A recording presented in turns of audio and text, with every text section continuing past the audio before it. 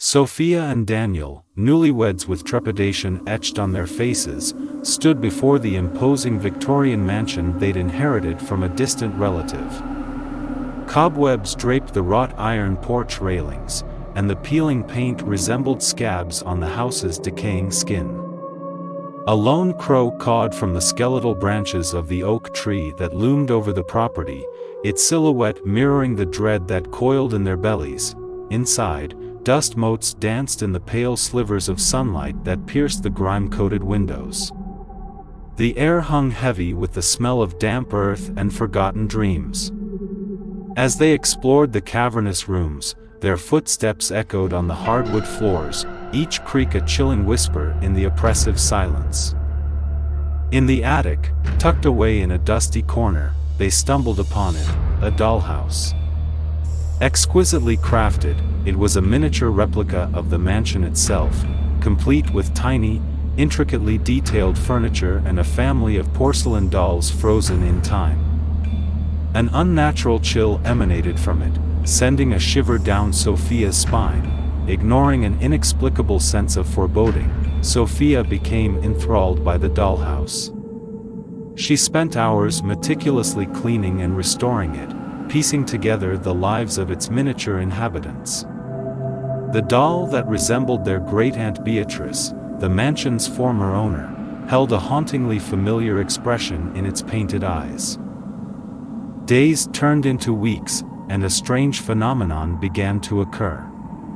At night, faint whispers and the soft creak of floorboards would filter up from the rooms below. Sophia, convinced the sounds originated from the dollhouse, would creep down to the attic, only to find everything eerily still. Daniel, initially skeptical, started experiencing unsettling dreams himself, nightmares filled with disembodied voices and flickering gaslights. One stormy night, the power flickered and died, plunging the house into darkness. A blood-curdling scream pierced the silence, sending Daniel scrambling towards the source, Sophia's frantic gasp in the attic.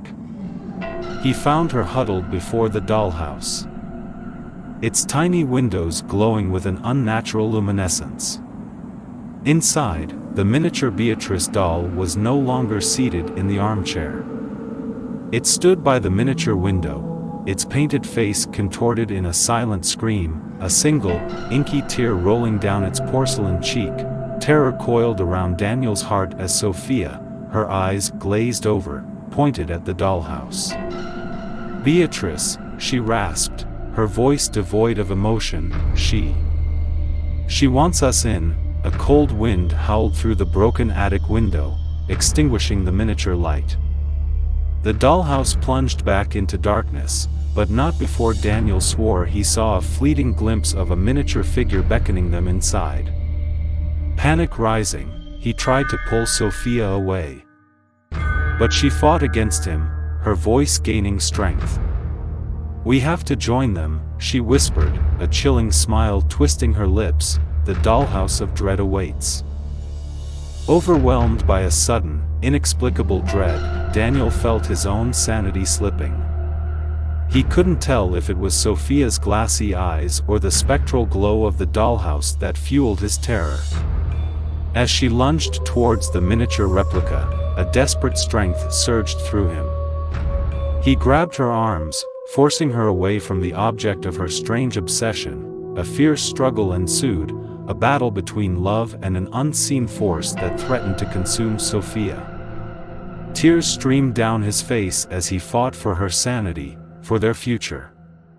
With a final, earth-shattering scream, Sophia collapsed, the feverish light in her eyes fading. Exhausted and shaken, Daniel cradled her in his arms. The storm raged outside, a fitting symphony for the nightmare they'd just endured. He knew the house, the dollhouse, held a darkness that had almost claimed Sophia. As dawn painted the horizon with a sliver of hope, they decided to leave, to escape the clutches of the dollhouse of dread. But part of Daniel couldn't shake the feeling that something evil still slumbered within its tiny walls, waiting for its next unsuspecting victim. The house remained, a decaying sentinel on the hill, a chilling reminder of the night Sophia was lost, not to death, but to a place where nightmares became reality, a place where the lines between miniature and monstrous blurred within the confines of the dollhouse of dread.